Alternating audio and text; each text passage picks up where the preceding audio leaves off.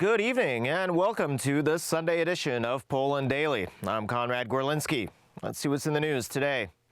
Well, Western countries imposed sanctions on Russia since the very beginning of the war. However, today there's a policy of easing relations. Under the influence of Germany, Canada will give Russia the turbine needed for the operation of the Nord Stream 1. And the European Commission will allow Russia to transit equipment to the Kaliningrad region. Ukraine, of course, is against this Western policy. Canada, under pressure from Germany, had decided to return to Russia the turbine being serviced in Montreal, which is part of the Nord Stream 1 gas pipeline. This decision forces a partial freezing of sanctions imposed on Putin's regime. So this was a very difficult decision. But we have seen Russia consistently trying to weaponize energy as a way of creating division amongst the allies.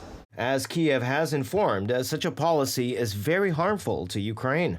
By insisting on the return of the turbine, Germany is doing the exact opposite of what Ukraine needs to achieve. With the non-functioning Nord Stream 2, with Germany's energy needs, which are at about 90 billion cubic meters, a situation in which Nord Stream 1 would be turned off would spell the end for Germany. They would literally be cold. There exists a certain understanding between Germany and Russia in terms of a sort of political suffocation of Ukraine, really. It could happen that Ukraine will be victorious on the battlefield during the war, but it will lose politically in Europe. After Lithuania successfully blocked transit between Russian territory and its exclave of Kaliningrad, the European Commission responded by introducing new guidelines on July 13th, ordering Vilnius to concede to allowing rail transport. Commentators believe that this decision is contrary to the Ukrainian raison d'etat. There's no sense or logic in conceding to Russia, as it's only a way of buying time until you see the sort of scenes we're now seeing in Ukraine. The European Union, I think, still, till now, regardless of how much European politicians flex their muscles, have not smelled the scent of gunpowder, to speak colloquially.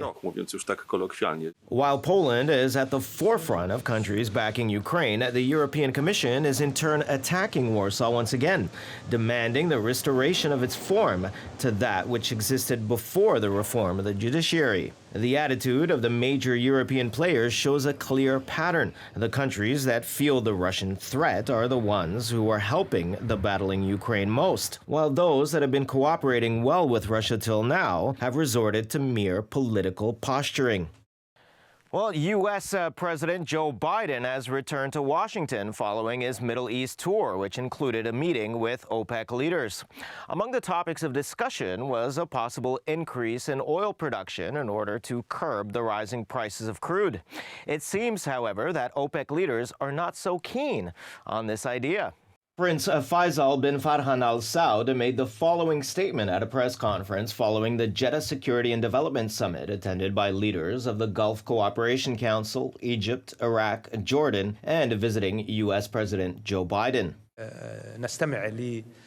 We have comprehensively listened to the views of all our friends and partners on energy policies, including the major consuming countries of crude oil. But the members of OPEC Plus already have a fixed mechanism to monitor and judge the situation at the international crude oil market. So far, we think this mechanism works.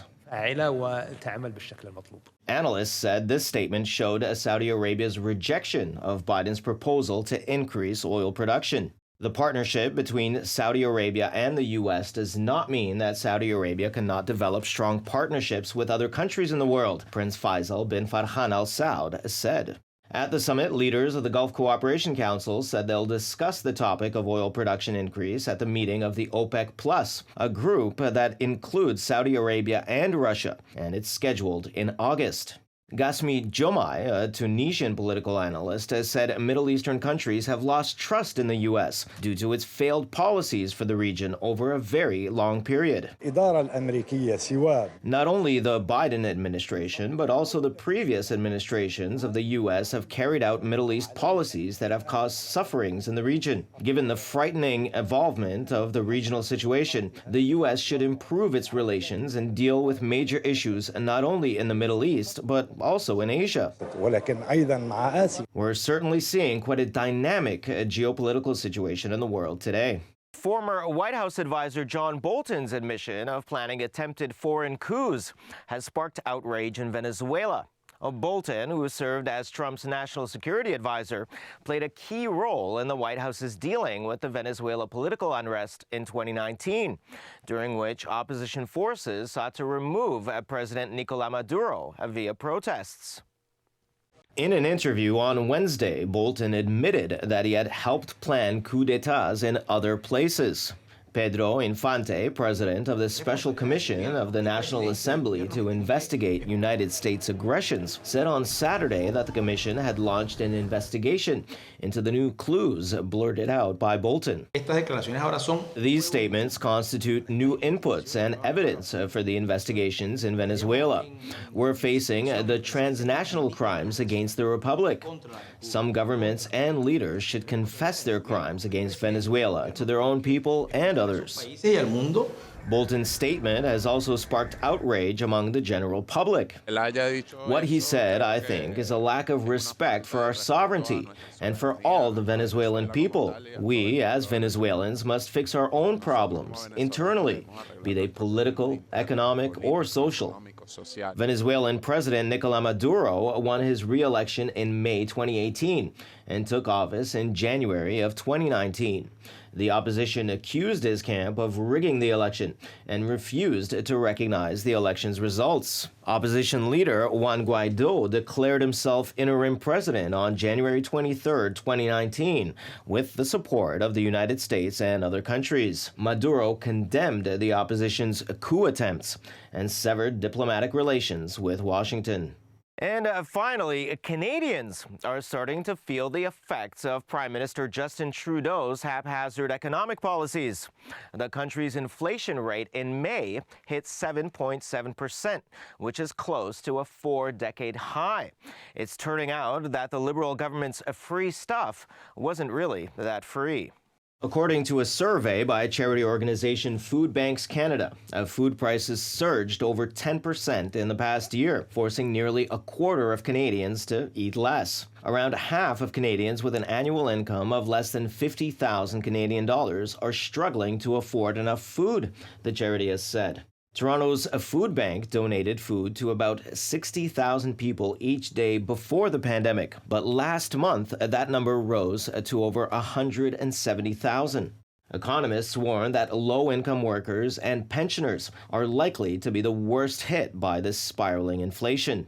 The working poor, the people who live on fixed income, the people who are really pensioners, whose income are not likely to be adjusted for inflation, these are the people who would bear the brunt of the inflation. The Canadian government has said the Russia-Ukraine crisis is largely to blame for such high inflation, but economists say other factors are at play, including the COVID-19 pandemic, supply chain disruptions, and the long-term effects of extra cash pumped into the economy by central banks as part of the quantitative easing policy that was introduced not just after the global financial crisis a decade and a half ago, but also the cash used to pay for all the lockdown subsidies during the pandemic.